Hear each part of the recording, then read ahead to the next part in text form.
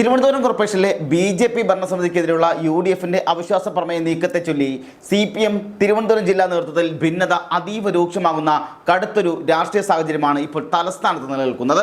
Party നയങ്ങൾക്കും തീരുമാനങ്ങൾക്കും തികച്ചും വിരുദ്ധമായി ഏകപക്ഷീയമായ നിലപാടുകളുമായി മുന്നോട്ട് പോകുന്ന സംസ്ഥാന കമ്മിറ്റി അംഗം വി ശിവൻകുട്ടിക്കെതിരെ സി.പി.എം. സംസ്ഥാന നേതൃത്വത്തിന് ഔദ്യോഗികമായി തന്നെ പരാതി നൽകാൻ ജില്ലാ സെക്രട്ടറി വി ജോയ് ഒരുങ്ങുന്നതായുള്ള രാഷ്ട്രീയ വിവരങ്ങളാണ് ഇപ്പോൾ പുറത്തു വന്നുകൊണ്ടിരിക്കുന്നത്. നയപരമായ കാര്യങ്ങളെപ്പോലും പാർട്ടിയോട് ആലോചിക്കാതെ ശിവൻകുട്ടി നടത്തുന്ന പരസ്യ പ്രതികരണങ്ങൾ പാർട്ടിക്ക് വലിയ ദോഷം ചെയ്യുമെന്നാണ് ഭൂരിഭാഗം ജില്ലാ നേതാക്കളുടെയും കൃത്യമായ വിലയിരുത്തൽ. നിയമസഭാ തെരഞ്ഞെടുപ്പിന് പിന്നാലെ ജില്ലാ സെക്രട്ടറി സ്ഥാനത്തെ ചൊല്ലി ഉടലെടുത്ത വലിയ തർക്കങ്ങളുടെ തുടർച്ചയാണ് ഇപ്പോൾ തലസ്ഥാനത്തെ സി.പി.എമ്മിൽ വലിയൊരു പരസ്യപ്പോരിലേക്ക് വഴിമാറുന്നത് എന്നുള്ള യാഥാർത്ഥ്യം നമ്മളിവിടെ കാണാതിരുന്നുകൂടാ. എം.എൽ.എ. ആയ വി ജോയിക്ക് പകരം വി ശിവൻകുട്ടിയെ ജില്ലാ സെക്രട്ടറി ആക്കണമെന്ന പാർട്ടിയിലെ ഒരു വിഭാഗം ശക്തമായി ആവശ്യപ്പെട്ടിരുന്ന ഒരു പശ്ചാത്തലമുണ്ടായിരുന്നു. നോക്കൂ, തെരഞ്ഞെടുപ്പ് വരെ ശിവൻകുട്ടിക്ക് അനുകൂലമായ സാഹചര്യം ഉണ്ടായിരുന്നുവെങ്കിലും സംസ്ഥാന നേതൃത്വത്തിന്റെ ശക്തമായ ഇടപെടലോടെ വി ജോയ് തന്നെ സെക്രട്ടറി സ്ഥാനത്തേക്ക് തുടരുകയായിരുന്നു. ഇതിനുശേഷമായി പാർട്ടി ഔദ്യോഗിക നേതൃത്വത്തോടും ജില്ലാ ഘടനയോടും പൂർണ്ണമായും ഇഴഞ്ഞു നിൽക്കുന്ന കടുത്ത നിലപാടാണ് ശിവൻകുട്ടി സ്വീകരിച്ചിരിക്കുന്നത്.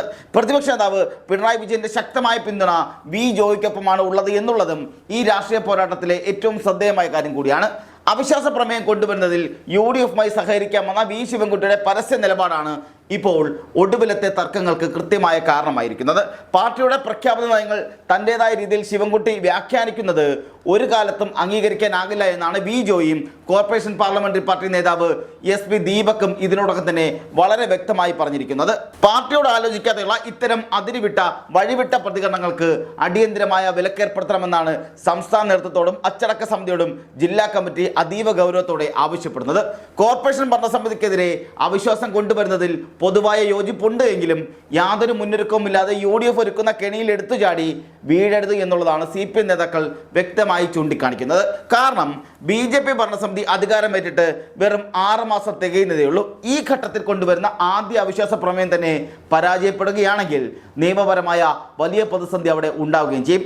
നിയമപരമായി അടുത്ത 6 മാസത്തേക്ക് വീണ്ടും അവിശ്വാസം കൊണ്ടുവരാൻ കഴിയില്ല എന്നുള്ള അവസ്ഥ വരികയും ചെയ്യും. ഇത് ബി.ജെ.പിക്ക് കൂടുതൽ രാഷ്ട്രീയ ഊർജ്ജം നൽകുമെന്നും തങ്ങളെ രാഷ്ട്രീയമായി ഇല്ലാതാക്കാൻ ബി.ജെ.പി. ഇത് ആയുധമാക്കുമെന്നും സി.പി.എം.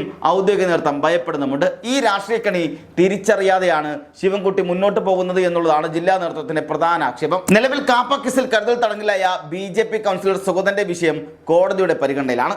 സുഗതന്റെ ആദ്യ സത്യപ്രതിജ്ഞ കോടതി നേരത്തെ തന്നെ അസാധുവാക്കിയതുമാണ്. നിലവിൽ ജയിലിലായതിനാൽ തന്നെ സത്യപ്രതിജ്ഞ വീണ്ടും നടത്താൻ സുഗതൻ ഇതുവരെ കഴിഞ്ഞിട്ടുമില്ല. ഈ വിഷയത്തിൽ കോടതിയിൽ നിന്നും വരാനിരിക്കുന്ന നിയമപരമായ തീരുമാനങ്ങളും അതുപോലെ വിധികളും നോക്കി മാത്രം അവിശ്വാസ കാര്യങ്ങളിൽ അടുത്ത നീക്കം നടത്തൽ മതിയെന്നാണ് പാർട്ടിയുടെ ഭൂരിപക്ഷ നിലപാട്. ഇതൊന്നും കൂടാതെ അവിശ്വാസ പ്രമേയത്തിന് നോട്ടീസ് നൽകണമെങ്കിൽ തന്നെ ആകെ കൗൺസിലർമാരുടെ 1/3 പേരുടെ പിന്തുണ ആവശ്യവുമാണ്.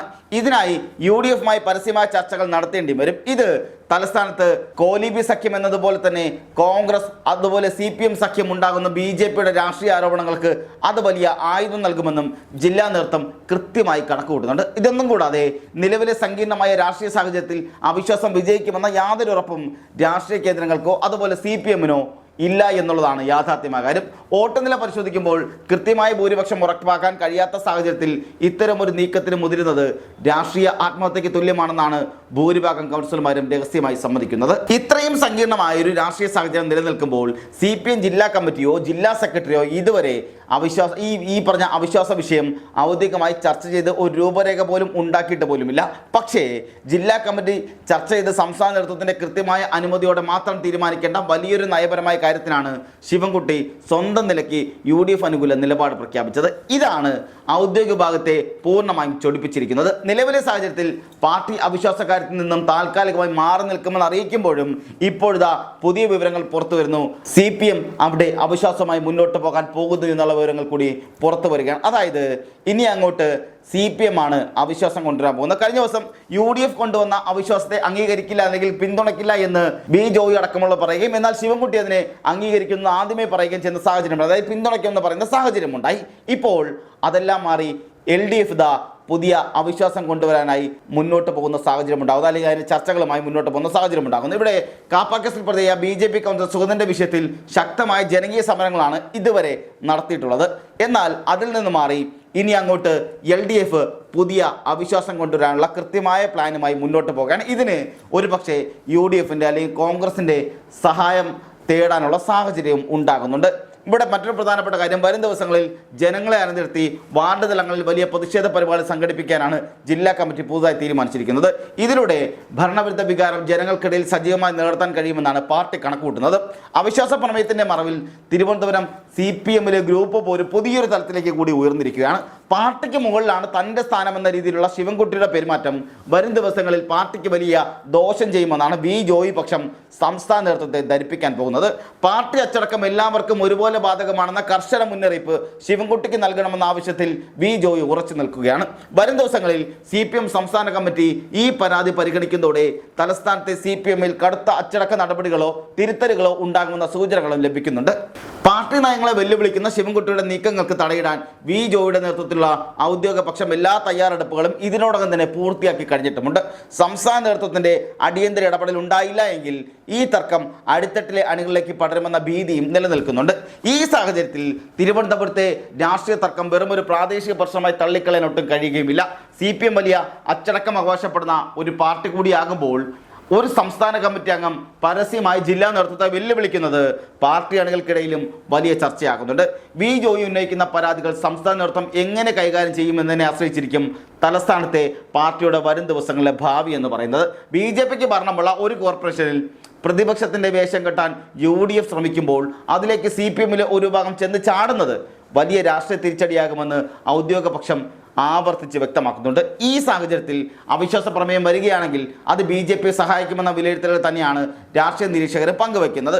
സുഗതൻ എന്ന കൗൺസിലറുടെ നിയമപരമായ പ്രശ്നം നിലനിൽക്കുമ്പോൾ അതിനെ രാഷ്ട്രീയമായി നേരിടാൻ ജനകീയ സമരങ്ങളാണ് പോംവഴിയെന്നാണ് പാർട്ടിയുടെ ഭൂരിപക്ഷ അഭിപ്രായം.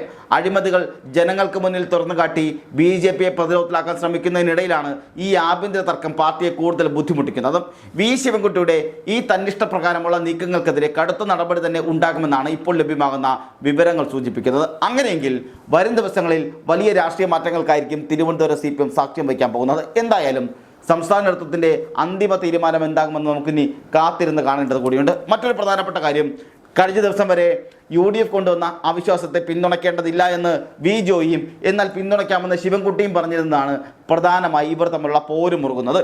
ഇപ്പോഴിതാ ജോയി അടക്കമുള്ളവർ തീരുമാനിച്ചിരിക്കുന്നു പുതിയ അവിശ്വാസം പാർട്ടിയുടെ പേരിൽ കൊണ്ടുവരാൻ, അതായത് LDF കൊണ്ടുവരാമെന്ന് തീരുമാനിച്ചിരിക്കുകയാണ്. അതിന് UDFന്റെ പിന്തുണ തേടാനുള്ള സാഹചര്യങ്ങളും ഉണ്ടായി വരികയാണ്.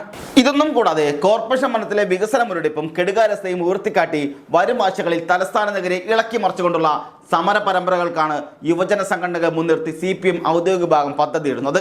അവിശ്വാസ പ്രമേയം എന്ന നിയമപരമായ വഴിയിലൂടെ പോയി മുന്നോട്ട് അതൊരു വഴിക്ക് കൂടെ പോകുമ്പോഴും മറ്റൊരു വഴിയിലൂടെ വലിയ തരത്തിൽ യുവജന പ്രക്ഷോഭം കൂടി സംഘടിപ്പിക്കാനാണ് CPMന്റെ ധാരണ ഉണ്ടാകുന്നത്.